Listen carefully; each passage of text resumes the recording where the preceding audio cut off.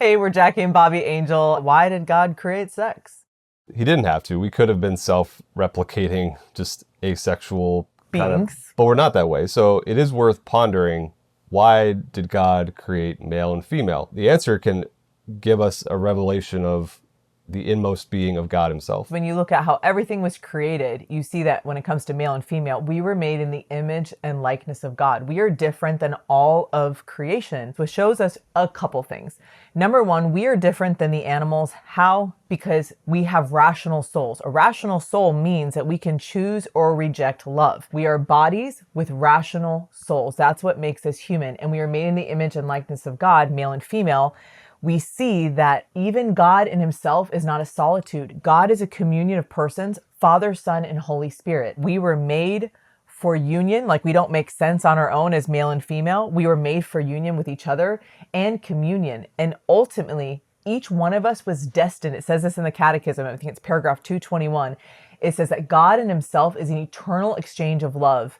And every single one of us is destined to participate in that eternal exchange. So this right here, this union between male and female, is a beautiful foretaste that we are all called to the end goal of life, right? To participate in that eternal exchange of love in heaven between the Jesus Christ, the bridegroom, and the church, the bride. And so this is the bridegroom and bride, the male and female. This is just a foretaste of that love. The ecstasies and love of this union of sex is just a foretaste. Shoot dang. I can't just love in the abstract. It has to go somewhere. The way God has designed us is in the way of, I love the other. I enter into that exchange with another. Just as God is creative, I am invited into that creation through an act that can give life. I mean, it's heavy stuff when you think about our maleness and our femaleness, which, by the way, is complementary. It's not a competition. There has been so much use and abuse up and down the centuries. But as God has created male and female, we are equal in dignity, even though we're different, even though we have different gifts. There's a feminine genius, there's a masculine genius somewhere. I'm still waiting on a pope to write a letter about that. We are intrinsically male or female, and it is good. It is so good. Who we are in our bodies and our sex is good. And because we were made in the image and likeness of God, who is love, we were each made to love and to be loved. And how we do that is through our bodies. Even this love, it goes out and it goes forth in the biological reality of the verb of sex, that it creates new life. And so sex is not just biological, although the two purpose even biologically of sex is procreation and the bonding of spouses. Just sex does that naturally. Chemically, it bonds two people, but also there's procreation. That's also the theological reality. When Pope John Paul wrote the Theology of the Body, people were like, what the heck does that mean? That our bodies speak a language, that our bodies are showing something of the invisible reality. They show, again, a man's body doesn't make sense on its own. A woman's body doesn't make sense. If it were just men, in one generation, y'all would be dead. We'd be done.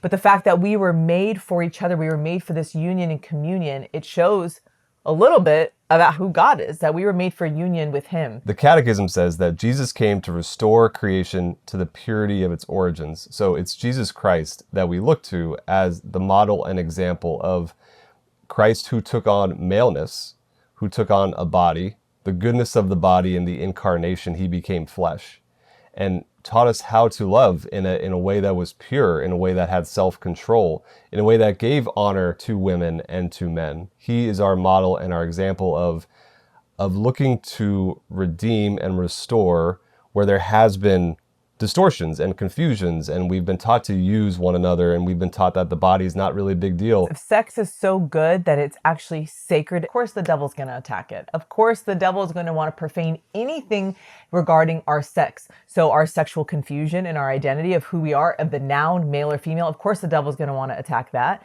So we are so confused, we don't even know who we are anymore. But of course the devil is going to attack anything sexual and distort it and twist it so that our desires for love and our desires to be united with each other, which are good. Our sexual desires are so good. Even our desires for the pleasure of sex are good. In the Catechism, I think it's Pope Pius XII said that God created sex for pleasure. Now, if we seek pleasure just for itself and it becomes an idol, that's where it becomes a sin, is seeking pleasure for itself versus seeking to be united with this person and allow the Lord to create out of that union. But we see how, oh my gosh, the devil hates sex so much. So of course, he wants this beautiful act to be perverted and our desires to be distorted. So rather than being a gift, I want to turn it in on myself and just seek the pleasure and to use another instead of loving one another and being a gift to one another. I would say above all, it goes back to relationship. It goes back to communion. And any of these sexual twistings, it tends to isolate me. And I want my pleasure and I want my desires gratified. And it encloses me in myself, which is the exact opposite of why God gave us sex in the first place, to draw us out of ourselves into love and into relationship. We each need to pray for our own hearts, that our own twisted desires become untwisted, that they become holy desires, because we all have been affected by the world's view of sex and the body as maybe being bad or dirty or gross. And we need to have a new vision, a new lens to see sex as something that was created by God, the noun and the verb, as good and holy, and it was made for a purpose. Share this video with someone you think might need it. And from all of us at Ascension Presents, God bless. Why did God create sex? Round one. Said that so. Why? Why? Why did he create sex? The woman you gave me, Lord.